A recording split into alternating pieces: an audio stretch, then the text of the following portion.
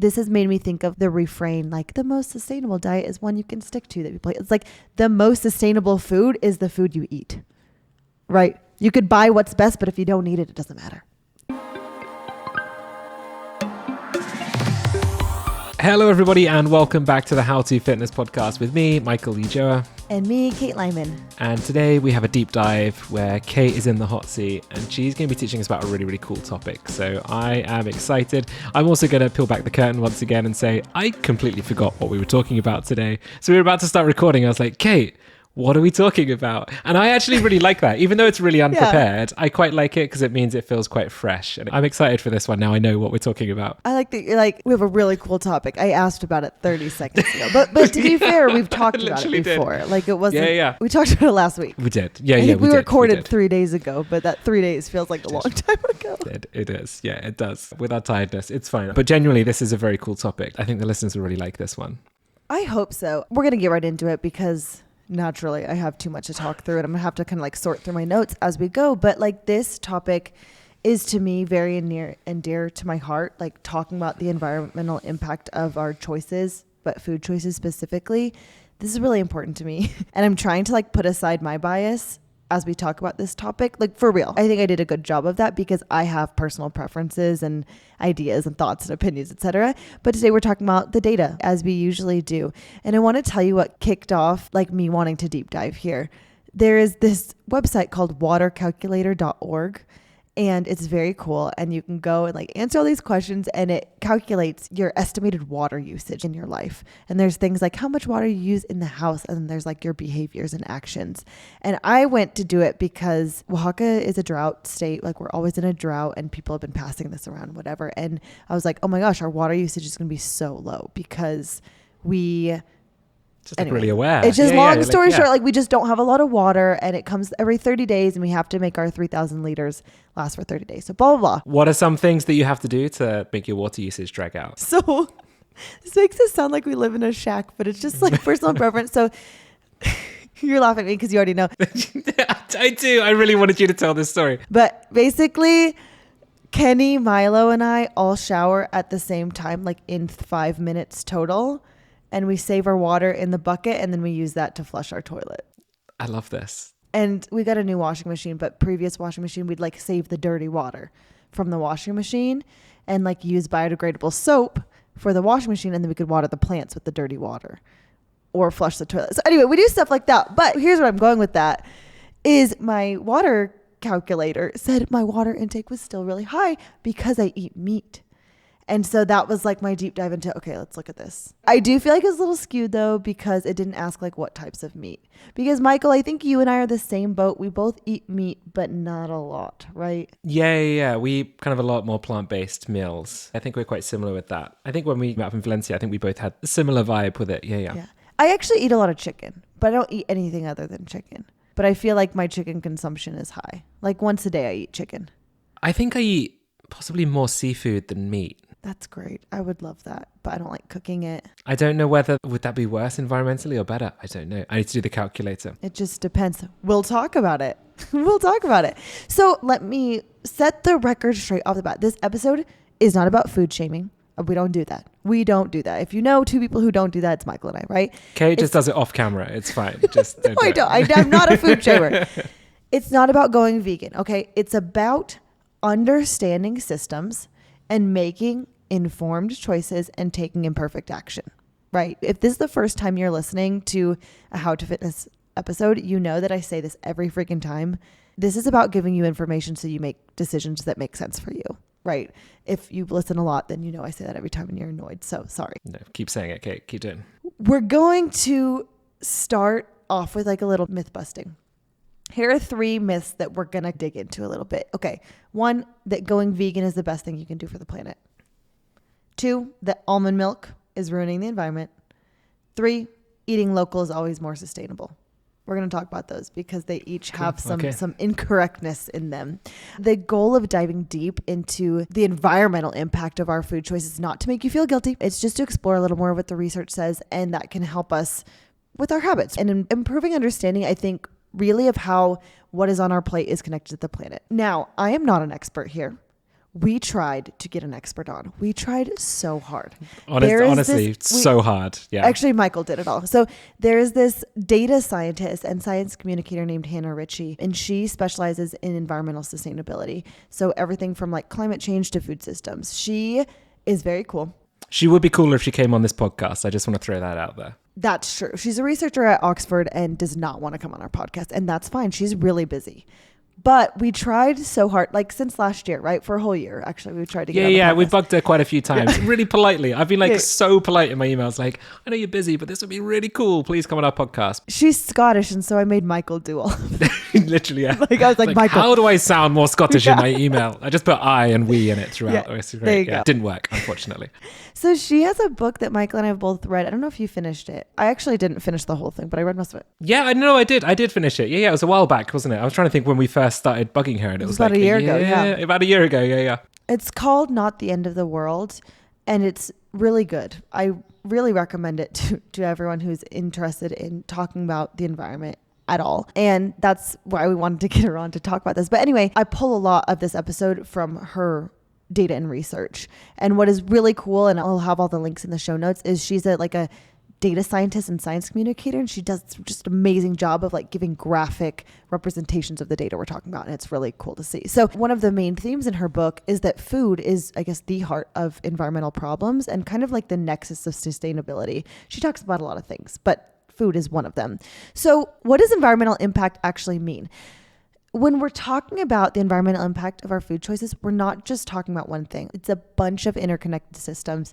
It's confusing, it's complicated, surprise. Each one tells a little bit of the story. So let's break down some of these different factors because we're going to talk about them more later. Land use.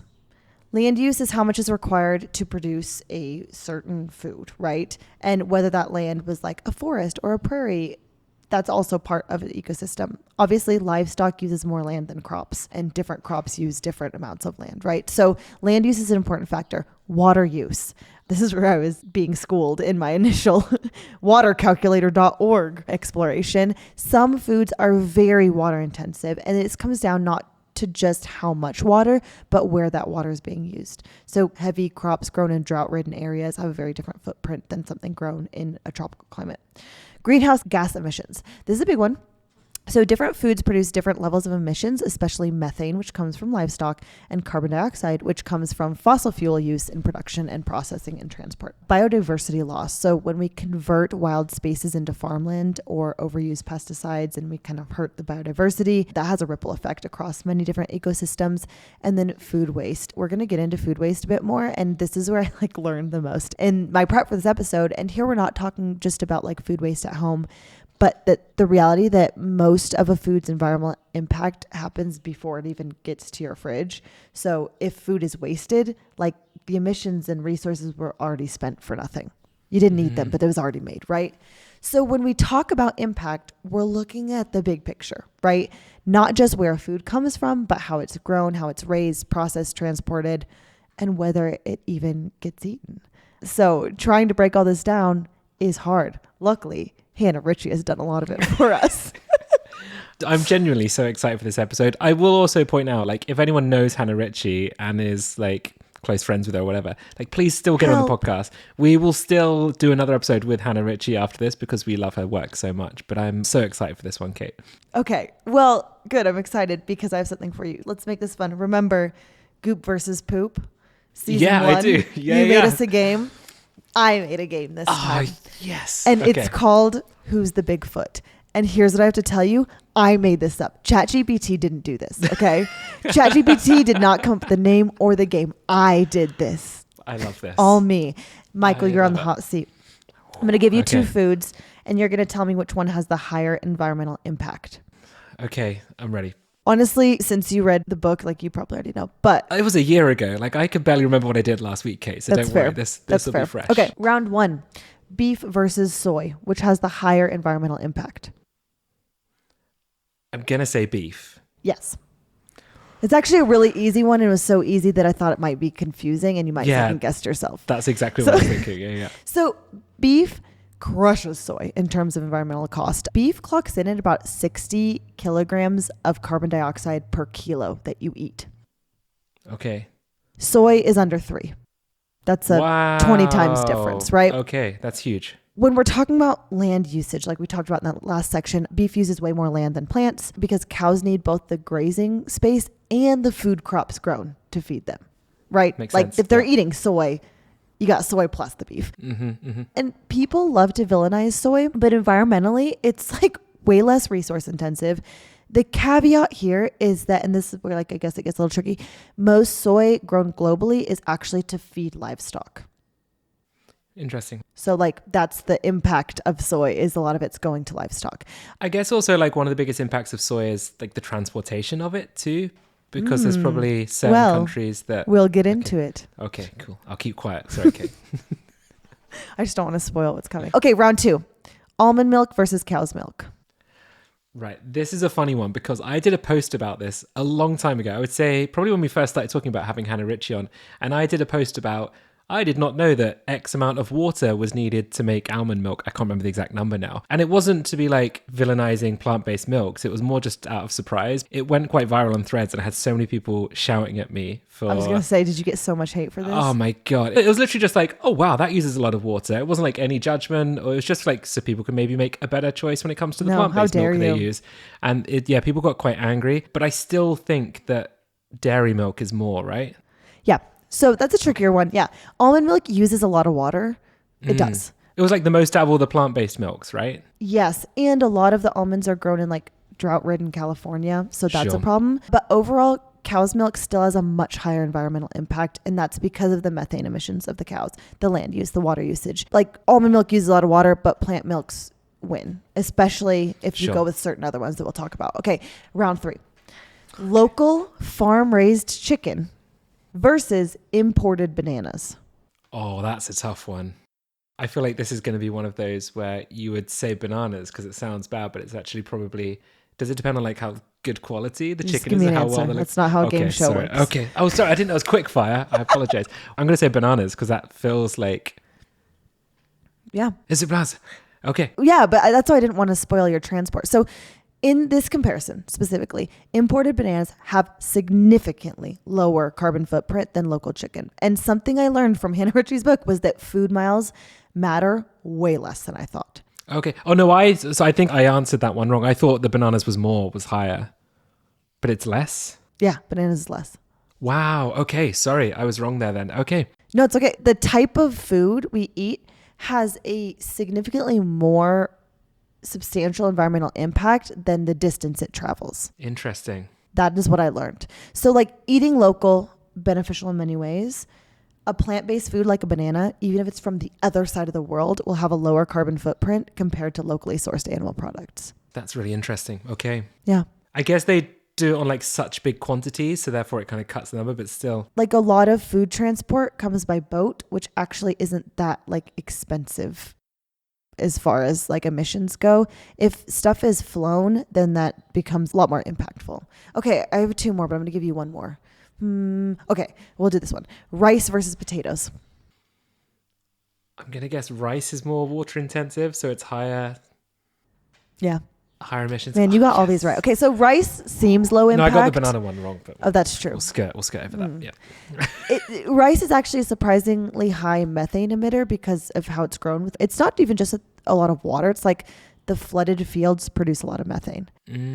Okay. But potatoes, on the other hand, are super efficient. They grow really quickly. They require not a lot of water, and they don't require flooded fields. So that was just interesting to me because I didn't know. And I'm like, here's the numbers. Rice emits around 4 kilos of carbon dioxide per kilogram.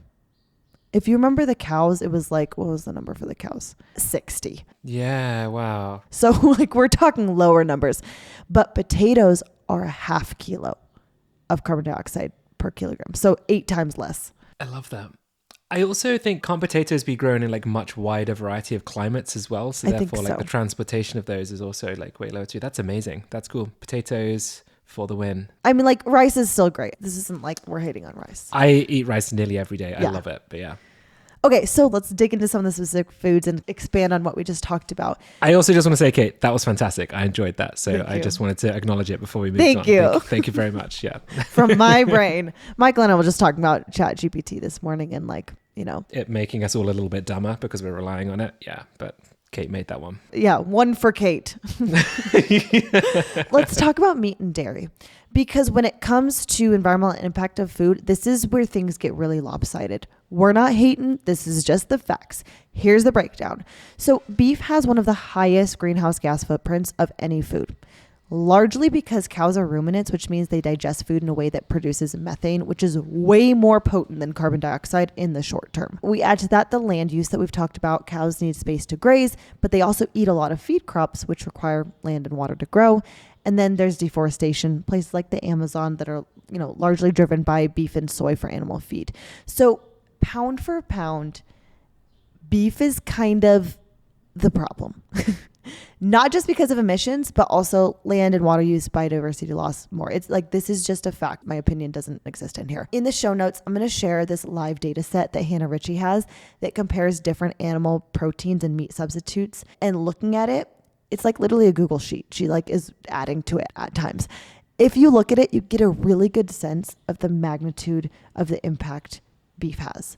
Are they just off the charts? It is. It's just significantly higher than anything else. And one thing I learned in prepping for this episode is that the overall emissions from livestock like beef will vary country to country depending on the infrastructure and how it's produced and where it's produced. So the overall emissions depend on location, but they're high. They're high. So I'm going to give you these numbers, and if you're like, ugh, I don't know what you're saying, it's fair. The carbon emissions per kilo of beef in the US is about 62 kilos. Europe, it's 29.6, so half of Wow. that. Okay. But globally, if you just aggregate all the data, it's 99.5. It's just really high. Wow. What causes it to vary that much? I don't know, this is kind of complex stuff, but I think what I learned is that in Europe and the US, because there is so much production and it's more efficient, that number is lower. Okay, makes sense. Versus, say, Africa, where the land use is greater, bringing in feed is greater, more water usage, etc., and it's not as efficient for the populations. I can't say I fully understand all of the numbers she has in the spreadsheet, but it is interesting to look at. Mm-hmm. Do you know what? This is just making me hate carnivores that bang on about eating steak every day even more. It makes me really, really dislike them. Fair. Dairy is less impactful than beef overall. Still, producing milk, it requires a lot of feed, water, land, and dairy cows also produce methane.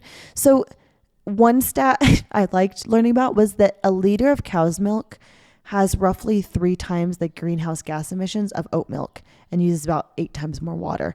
But here's the nuance, not all meat and dairy are created equal. Grass-fed beef, for example, might be better for biodiversity, but still has a massive carbon footprint.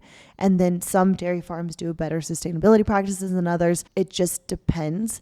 And something I found very enlightening was about the type of meat raised. So conventional beef, feedlot raised cattle, actually tends to have much lower emissions per pound because the cows grow faster, they live shorter lives, but that efficiency comes with trade-offs, they have grain-heavy diets and animal welfare issues and huge feed crop demands. So, But on the flip side, grass-fed and regenerative systems are better for overall soil, but they take more land and the cows live longer, meaning more methane.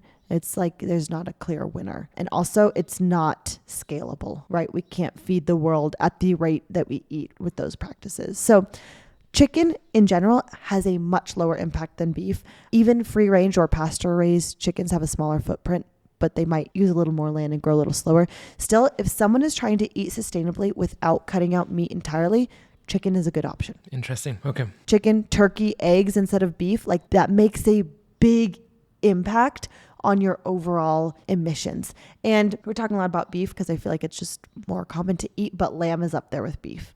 Lamb actually is neck and neck with beef. But a takeaway here could be limiting beef and lamb has a bigger impact than a chicken eater going vegetarian. That's a good stat. Yeah. That's a good fact. I like it. Yeah, that's good. Right? Does that seem impactful, right? So I think a takeaway here, no one's saying don't eat meat, but be intentional, think about it, right? There are some adjustments that can make a big difference. Now let's get into the plant milk and cow's milk. Michael, I think you're an oat milk guy. I am. Except no oat milk and oatmeal. Cannibalism. I remember that. Yeah, From our exactly. milk episode. For anyone listening who doesn't understand that, Every time I say it out loud, it makes me sound so weird. It feels I weird get putting it. oat milk into a bowl of oats because it just feels weird. There's something about it. So I always prefer, if I have cereal or like oatmeal or porridge, then I have almond milk. But I also feel guilty every time I do because I'm like, this uses way more water than any other plant-based milk, but it's the one I like. That's fine. So I am team soy milk. I love soy milk. It's delicious. You have a milk allergy or you're lactose. What do you have? Lactose intolerant, yeah. It's not an allergy, but yeah, I can't eat it and drink it. Don't like milk. Like it's something about the smell that really creeps me out. So You must be a bit angry because I know like a lot of coffee shops now don't do soy milk like they used to. They all kind of phased it out for oat milk. the ones I go to have soy milk, but I do think I they? go Okay. there because they have soy milk. Okay, that makes sense. Because yeah, I used to have soy before oat got really popular because I quite liked it. It was okay. But now you struggle to get soy in a lot of places. Yeah. I know my spots. So cow's milk, the OG milk, actually has one of the highest environmental footprints among all beverages. And it's not just the methane emissions. Yeah, you get it. We're saying that a lot. But the land required to raise and feed the animals and water it. And so the water it takes to produce 1 liter of cow's milk is about 8 times more than some plant-based alternatives. So environmentally speaking, it's a heavy hitter. And I know we hear about the use of almond milk, but it's still less than cow's milk. So we talked about almond milk. Thirsty crops, especially when in California, which is a drought state, still lower overall footprint than dairy when you consider land and emissions. Oat milk, kind of the MVP here. Okay. Oats require relatively little water and they grow well in cooler climates and they produce low emissions. So just like a really good alternative. Plus, most oat milk brands are fortified. So you still get the calcium and the B vitamins, which is great. Soy milk, also a strong choice. Slightly higher emission than oats, but still less than dairy. And it has the benefit of higher protein content than most plant milks. I think that's why one of the reasons I love soy. It's like a substantial protein source. And despite myths, growing soy for human consumption is not a driver of deforestation. The vast majority of soy grown globally is fed to livestock. Deforestation is more about crops for livestock than crops for human use because I guess they're different. So what's the best choice? Like, honestly, it depends on your priorities. Environmentally speaking, plant milks beat cow's milk across the board. If you're flexible with your milk and you want to make like a low effort, high impact swap, oat or soy milk are good options. But then I think, again, like if you love cow's milk, great, keep drinking it. If you're milk neutral, maybe it's one of those little changes that adds up and it doesn't feel like a sacrifice. We also have to talk nutritionally, right? Because nutritionally, it depends, right? Yeah. And this is where this is absolutely relevant. If we're talking about nutrition profile, though, plant milks do not have as much protein. And we have to recognize that for maybe low income populations or children, dairy milk can play a big, big role, especially for young children. So plant-based milks are typically lower in calories and overall protein. Doesn't mean it's healthier. I'm just talking about the overall nutrient profile. But they're fortified with vitamins, so they actually often contain nowadays more vitamin B12 and vitamin D than cow's milk. Some cow's milk is fortified with more vitamin D, but the ones that this article was looking at that I was doing the comparison were not fortified. So yeah, it just depends. I think we had this discussion, didn't we, the other day on a previous episode, but I think it's kind of a country-based thing, isn't it? Because I think the US cow's milk, because Hannah Ritchie's based in the UK, I wonder whether a lot of her findings were on the milk based here. That it seems to be your milk is fortified with vitamin and yours D. isn't. And ours isn't like the regular cow's milk, I don't believe. So that's probably why. Because it is always the thing that isn't kind of fully discussed, isn't it? When people start talking about the different types of milks. The discussion with a lot of plant-based milk advocates, where you follow a lot of vegan-based accounts that are championing using different alternatives, they do often miss out the nutritional side of it and what might be lacking from using those rather than regular cow's milk. Right. And I think the relevance is if you're getting a lot of nutrition from these sources. Like if we're talking about, I like a whole milk latte versus an oat milk latte or whatever, like that. Yeah. That's not your nutrition, it's your coffee. But it just depends on the population, right? People using this as nutrition, like milk is a really good option nutritionally. This is a plug for our milk episode. What number is that? I can't remember. Season 2, milk. Yeah. Right? Yeah, it is. That's literally what it is. I don't know what the title is, but season 2, we got a milk episode. Let's talk about meat substitutes for a second. Do you eat these? I do. Well, I use tofu, so I guess that fits in the bracket, I'm assuming, of what you're about to talk about. I sometimes use Beyond Meat burgers because when you have a barbecue with friends and I don't want to eat any meat, I use those instead because they taste pretty similar. Do you like it? I've never had it. Yeah, it tastes great. Yeah, especially if you have it with like a bun, and I can't do normal dairy, so I'll do like vegan cheese and onions. It tastes great. Like, honestly, if you gave that to someone who's a meat eater and you didn't tell them it was a Beyond Meat burger, I don't think most people would be able to realize at all. There's some vegan sausages are quite good. There's the brand Linda McCartney sausages in the UK. I don't know if you get those in the US. They're actually pretty good, and the protein content is really high. So we'll sometimes use those. So yeah, I dabble in the meat substitutes. I've never had the Beyond or Impossible, whatever. I actually think they sell it in like the fancy grocery store here, but I've just assumed it's like outrageously expensive. Maybe it's not. I don't know. I haven't really looked. But just here, because it's not in Mexico, I don't know. They're not cheap by any means, but they are, like, taste-wise, they're pretty solid. And it's like, at least in our fancy Chedraui grocery store, it's like in the import section and the place is already expensive. So anyway, I haven't tried. Okay, that's fair. But I looked up the nutrition info for the Beyond Chicken. I was like really surprised. It was like 2 grams of fat, 4 grams of carbs, and 21 protein. Yeah, they're solid. For like a 3-ounce serving. It's like basically chicken with like 5 carbs or something. Still missing B vitamins. So anyway, whatever. We're going to talk about meat substitutes. I'm just saying that I was shocked because I've never tried these, so I didn't know about them really. So yeah, I do recommend it. They're nice. When people are looking for high protein swaps, like these can still feel satisfying. Here's the deal. Every major meat alternative out there has a lower carbon footprint than beef or lamb. Everyone. Swapping a beef burger for a Beyond or Impossible version can cut emissions by about 96%. That's wild. That's a lot. 96%. That is a massive difference. Yeah, it's huge. Now, if you're replacing chicken, the difference is smaller. Chicken's already like one of the lower impact animal proteins. So the plant-based swap won't have the same dramatic effect, but I guess it still helps. So one thing that I learned that I found interesting was lab grown or cultivated meat. Right now, it's like a little bit of a wild card. Surprisingly, it actually has a higher carbon footprint than chicken because it takes a ton of energy to produce. But the potential is there. So if the energy gets cleaner through like renewables, nuclear, whatever, lab grown meat could become a really climate friendly option in the future. We're just like not there yet. Does it sound creepy to me? Yeah. Yeah. Lab grown meat. Can we call it something different? There's something about it, isn't there, that makes you feel a bit uncomfortable, but yeah. I'm unsure. So if you're looking to reduce environmental impact without giving up the protein-rich foods, like meat substitutes are a strong bet, especially if you're shifting away from red meat. So something you have to think about with the climate benefits of meat substitutes are greater when we account for the fact that they use much less farmland, right? Like that is the big difference. So to produce 100 grams of protein from beef in the US, you need 27 times as much land as the Beyond Burger. Wow. Okay. That's a lot. That's a lot. Chicken and pork need around 6 times as much cropland for animal feed. I found that interesting. Like this is not a requirement for sustainability, but a better option if someone wants to swap.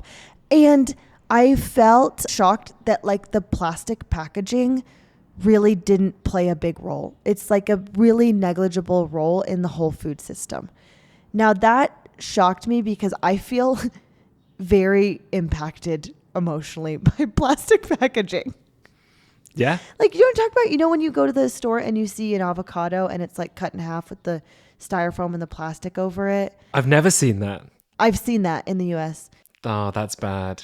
It like physically hurts me. Mm-hmm. But also I learned that in some cases, avoiding the plastic packaging would create more waste, which would be worse than the plastic packaging itself. That is depressing, but makes sense. Yes, that's what I thought exactly. Yeah. Mm-hmm. Because we're talking about plastic, let's talk about ultra-processed foods as well. Ultra-processed foods, we know, are the foods that are highly processed. They're high in like fats and sugars and preservatives and whatever. Am I saying they're bad? No, but foods like chips, snack bars, frozen pizzas, protein drinks, etc., they require multiple processing steps and more packaging and more refrigeration and freezing during shipping to have that longer shelf life. And what that adds up to is more energy use during production, more waste from the packaging materials, and often less nutrient density. So like you're eating more volume for less satiety. Mm-hmm. And Michael, when we usually talk about ultra processed foods from like a health or behavior standpoint and how they impact taste preferences or satiety, we're not thinking about the environmental impact. Right? Like, I don't know. I just haven't really thought about it until now. No, when you started talking about it, I was like, oh, this is something I've not actually really thought about as much. But if, you know, the people were like, there's a long list of ingredients. We think about something with a long list of ingredients. There's a lot of energy that goes into each of those ingredients, right? So this is not saying everything processed is evil, because convenience has a place and it's important, you know, for many individuals. For me, like, I need convenience foods too. You need convenience foods, etc. But from an environmental standpoint, like, the more whole and less packaged your food is, the lower its footprint likely is. So if we're thinking about an apple, say your apple came from the other side of the world. It's been transported, imported, whatever. But an apple fruit leather or like fruit snack has been manufactured, packaged, shipped, sometimes refrigerated, and then transported. And then all of the different ingredients that add up to it, like, those matter. Way higher. It's way higher. So is the fruit snack bad? No, but the environmental footprint is much higher. Before we get into the next section, I'm just going to give a little plug for the topic on organic food as well. Now, we have an episode on organic versus conventional farming. I'm loving the plugs for old episodes here. Okay, yeah, it's good. Yeah, I wish I knew the numbers to these. Yeah. But organic farming is not a clear winner in being always better environmentally. So often organic crops have a lower crop yield and use more land. So that matters. And there was this massive meta-analysis comparing, I want to say it was like 164 articles, comparing organic versus conventional farming practices on environmental impact, and it found no clear winner. It was like, we can't say. A lot of it depends on location and what the crop is, etc. So environmentally, it doesn't matter.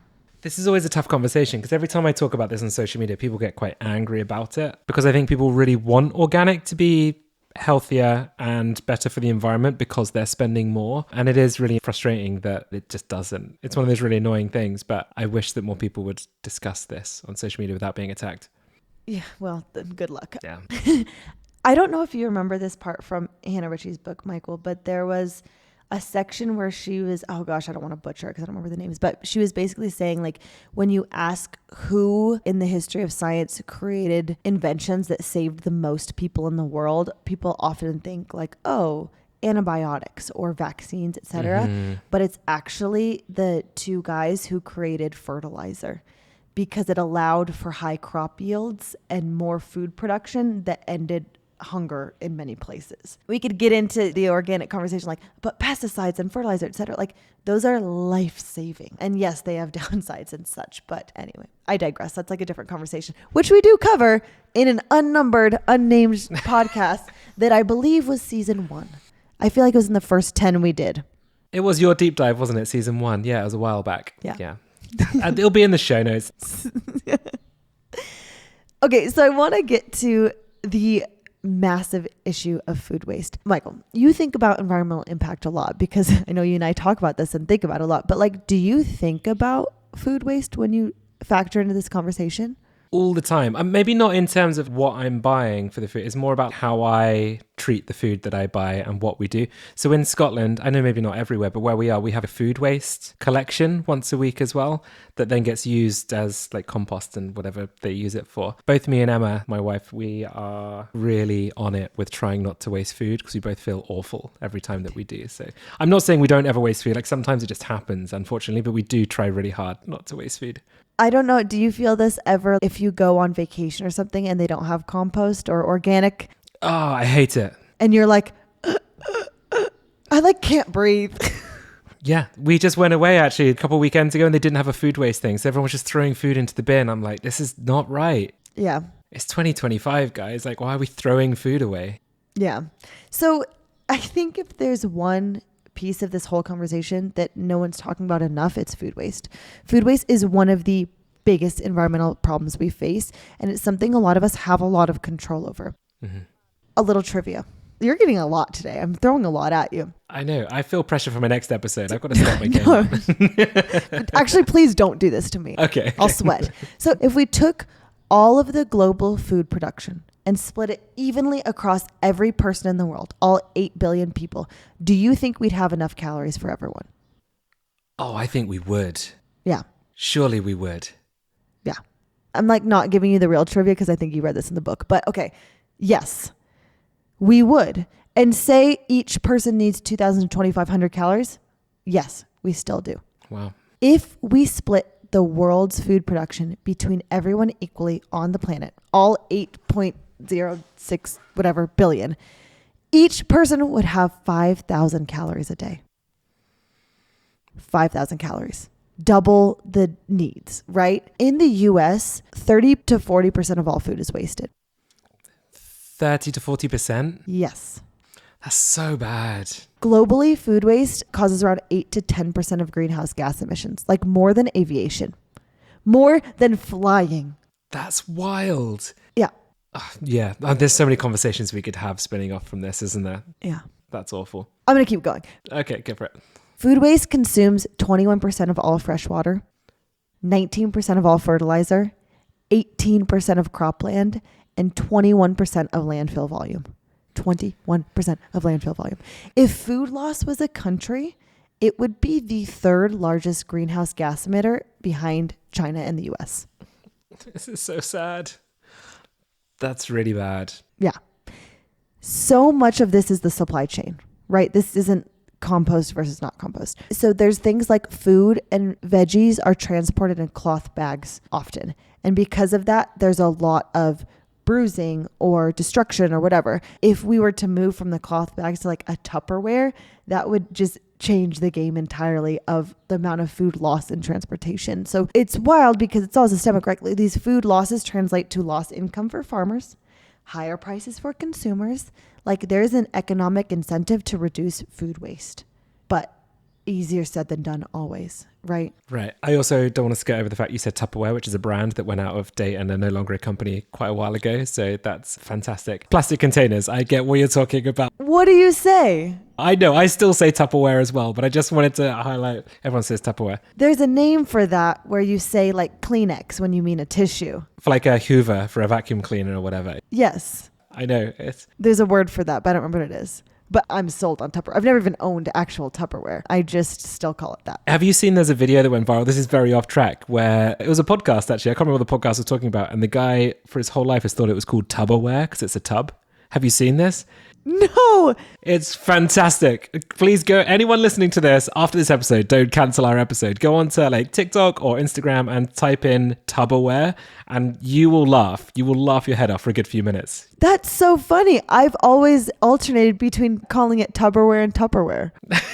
Is this because you thought this was a tub? No, I didn't think it was that. It just made sense. Like Tupperware, it's a tub. And like I know that's not what it is, but it's also not Tupperware. So that's funny. Okay. The real issue here, the world is dying because we are using cloth bags and stupid practices. Right. So there are some things we have control over. Ugly food. We can purchase ugly food. At a retail level, large quantities of food are wasted because of an emphasis on appearance, right? So half of all produce is thrown away in the US because it's deemed too ugly to eat. I've heard that. This is awful. This is so bad. So when you go to the grocery store, you can buy the ugly things. Yeah. They've already passed all of this QC, quality control, to make sure they're edible for you, right? Like you can choose the ugly ones because the chances are that other people aren't going to because we're not conscious. We just go for the pretty ones, right? And it's going to be tossed. So you can keep that from going to waste. I know there's also like brands that ship you the ugly vegetables. Yeah, they've got them here. I think there's like some supermarkets here, like Morrison's have, it's like wonky veg or something they call it. And you buy like the misshapen and stuff and it's fine. Yeah. That's really cute. Yeah, it's good. Second one, so promotions in supermarkets actually lead to more food waste because we buy more food than we don't necessarily need if we think we're getting more for our money. So if it's like buy 2, get 1 free on a bag of spinach, are you going to eat 3 bags of spinach? You're not even going to eat 1 bag of spinach. We all know how spinach works. I've had this before in the supermarket where I was at the till and the guy was like, oh, you can get another packet for this. And I'm like, I don't want it because I will not eat it and it's going to go to waste. Yeah. So yeah, I get that. A big one is recognizing the difference between use by and best before dates. So according to a survey conducted by Respect Food, 63% of people don't know the difference between use by and best before dates. Foods with use by dates are perishable and they need to be used before that date. Foods with best before dates can be eaten. They just aren't best, right? Are you good at that? I don't look at anything. I don't look at any like, date. You just I'm going to if it's smell good. it, I guess. I don't know. Emma's the same. She's the same. I'll be like, oh, it went out a date 4 days ago. She's like, smells good. Still eating it. Yeah, I'm going off of smell. Yeah. And here's why this matters so much, but most of a food's environmental impact is already locked in before it gets to your fridge. So like when it gets tossed, those emissions and resources are spent for nothing. And that's sad. So we're not talking about just moldy leftovers. Like it's also stuff people never even get to cook. It's overbuying. It's letting stuff go bad. It's not using leftovers. It's not using or not buying the ugly produce that gets trashed and like doesn't even get a chance, right? So honestly, reducing food waste might actually be one of the most impactful changes we can make, more than swapping oat milk for almond milk or like skipping a burger here and there. Eating the food you already bought can have a massive impact. This has made me think of the refrain, like the most sustainable diet is one you can stick to that you play. It's like the most sustainable food is the food you eat, right? You could buy what's best, but if you don't eat it, it doesn't matter. That's the tagline of the episode. I love it. There we go. Honestly, that tagline alone is like worth listening to this episode for. It's so true. I love that. It is true. And it just, I feel like one thing, and we'll get to this, but like it eases the burden, right? Mm-hmm. I feel so burdened by my choices around the environment. This is a me problem. I'm not saying anyone else should feel this way. It's actually really unproductive and horrible. But I feel very burdened by this knowledge. In researching for this episode, I feel a little less burdened. Mm-hmm. I won't have my heart crumble by a package like an avocado in plastic. I don't like it. I'm not going to buy it, but I get it a little more. You know what I mean? Mm-hmm. So let's talk about something that, Michael, you and I talk about this a lot. Let's talk about individual versus systemic impact. A lot of the environmental impact of our food system is not our fault. Most of it is not our fault, right? The majority of global emissions are driven by giant industries, policy decisions, systems that feel way out of our control. We are not the agricultural sector. We are not the energy sector. We are not corporate supply chains. And it would be wild to do this episode and pretend that like lentils versus beef is going to save the world, right? So that's not what I'm saying. And please know that, everyone listening. When you see a headline that says something like just 100 companies are responsible for 70% of emissions, like it's not wrong. Changing the way that these supply chains work and like investing in new technologies are the things that are way bigger than changing how we order food, right? Mm-hmm. But here's the nuance. Just because individuals can't fix the climate crisis alone doesn't mean our choices don't matter. And it's a really big false binary here to think that environmental impact is about individual or systemic responsibility, right? That is, I think, where we get really hung up. Maybe not everybody, but I do sometimes. It's not systemic or individual, it's both, right? We as people are part of the system, and how we act, especially as groups or populations, influences the policies that get passed and what companies produce, et cetera, et cetera. If we think about companies can develop plant-based foods, but if no one's buying them, they don't expand. They don't get cheaper, right? When we create or we make more sustainable changes consistently, we create demand signals that ripple. We say, hey, actually, I like this stuff. We're essentially shouting to businesses and saying, this is the direction I'm going. Please keep up, you know? And they respond by investing more, improving access, or scaling up, or making things cheaper and more accessible. So swapping a beef burger for the Beyond Burger, like, no, you're not going to change the world. But if millions of people do that, it does move markets. It does drive costs down. It does normalize change. And behavior change is hard. It often is expensive or inconvenient. And so these behaviors can help make sustainable choices easier and cheaper and more accessible, but we have to participate. And that essentially shows that the effort is worth it, right? Mm-hmm. Yeah, it's policy. Yeah, it's voting and supporting innovation, but it's like also eat the leftovers and try the oat milk if you want to, and waste less, and choose the plant-forward meal when it makes sense. And don't get too hung up on yourself. But I felt really comforted in diving into this episode by recognizing that we can do a lot and that I don't have to be vegan, because I really don't want to be vegan. That's fair. In theory, I do, but I don't want to. I really like chicken, and I really like a little bit of cheese. I get that. Which is fair. I can't eat eggs and I can't eat dairy, and I don't eat that much meat. I go plant-based a lot of the time. I feel like I'm doing a lot, you know? The thing that sits with me is when I'm old and my kids/grandkids are like, oh, what did you do when we learned that the planet was dying from bad practices? I want to be like, oh, this is what I did. Like, I tried to do my part, but I didn't let it completely rule my life. Mm-hmm. That kind of sits well with me. Because as you said, like, it's so easy to feel incredibly guilty about every single behavior that you do, when in the grand scheme of things, you don't make that much of an impact. Then you've got these big corporations that just are skipping down the road whilst everyone else gets picked on when they're actually the biggest players in the game. So I like that you added that ending there, Kate. 'Cause as you said, it is quite comforting. Right. And it's like we speak with our dollars or whatever that saying is, right? Like we vote with our dollars, we speak with our dollars, whatever. These behaviors can make a difference. Maybe I should buy that Beyond whatever in the expensive freezer section at the market. I don't know if I'll do that. But this stuff can feel heavy fast. I obviously have a lot of feelings, but this isn't about overwhelming you with guilt or pressure. That's not it. It's like we're here to give you a few tangible ways to align your food choices with your values. If the health of the planet is in those values for you, you don't have to go live on a farm. You don't have to cut out entire food groups. Some realistic places to start: reduce red meat. You don't have to obsess over it, but you could just reduce it when possible. An interesting statistic is that a majority of people going meat-free 1 or 2 days a week would make a bigger impact environmentally than many people going vegan, because not as many people are going to go vegan. It's just a reality, right? Like if you ask everyone to go to vegan, it's a no. But having meat-free days is a bigger impact, and limiting beef and lamb has a bigger impact than a chicken eater going vegetarian. I'm not trying to confirm my own biases there, but I did like hearing that. Yeah, I liked it. Do you know who's been a big advocate of that? It's Arnold Schwarzenegger. I don't know if you followed his content. I haven't.